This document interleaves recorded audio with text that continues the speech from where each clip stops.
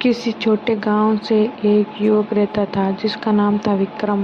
विक्रम बेहद प्रतिभाशाली था, लेकिन उसकी आलस्य और महत्वहीन चीज़ों समय बर्बाद करने की आदत ने उन्हें परेशान कर रखा था।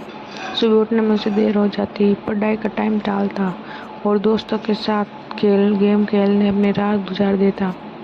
उसके माता पिता उसे हमेशा समझाते कि समय की कदर करो, एक बार बीत गया वह वापस नहीं आएगा। विक्रम अपने कॉलेज की लाइब्रेरी में पहुंचा। वहां उसे एक वृद्ध व्यक्ति मिला जो किताबों में डूबा हुआ था। विक्रम ने सोचा कि शायद वे उस वृद्ध से कुछ सीख सके।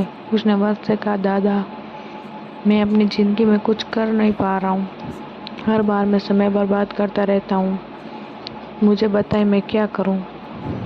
वृद्ध ने मुस्कुरा कर कहा, बेटा, मैं तुम्हें एक कहानी सुनाता हूँ। उसने कहानी शुरू की। बहुत समय पहले की बात है। एक राज्य का राजा था जिससे लोगों से बहुत प्रेम था। हमेशा उसकी भलाई के लिए काम करता था। एक दिन राजा जी,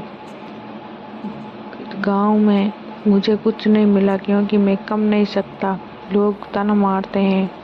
राजा ने उसे चुनौती दी, अगर तुम सूरज डूबने से पहले अपने आप को साबित कर सको तो मैं तुम्हें सम्मान दूंगा। युवक खुश हुआ और घर में लौटने लगा। रास्ते में उसे भूख लगी तो उसने सोचा पहले भोजन कर लेता हूँ। खाना खाने में उस समय लग गया और भोजन के बाद थोड़ी देर आराम करने सोचा लगा और नींद में चला गया। जब वह उठा, देखा कि सूरज डूबने वाला है। उसने जल्दी से अपना सामान उठाया, दरबार की ओर दौड़ा, लेकिन सूरज पहले ही अस्त हो चुका था। उसने कुछ नहीं पाया। भट्ट ने कहा, तो बेटा देखो, समय का मूल्य समझने में चूकने से उसका सारा उसे निकल गया। बात समझ में आई। उसने महसूस किया कि अगर वह अपनी आदतें नहीं बदलेगा तो उसका भविष्य बेकार ही रहेगा।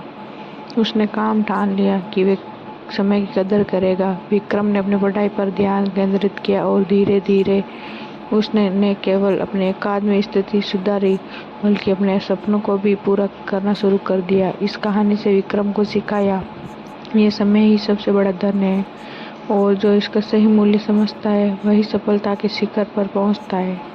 सीखने का समय अब है क्योंकि समय कभी वापस नहीं आता।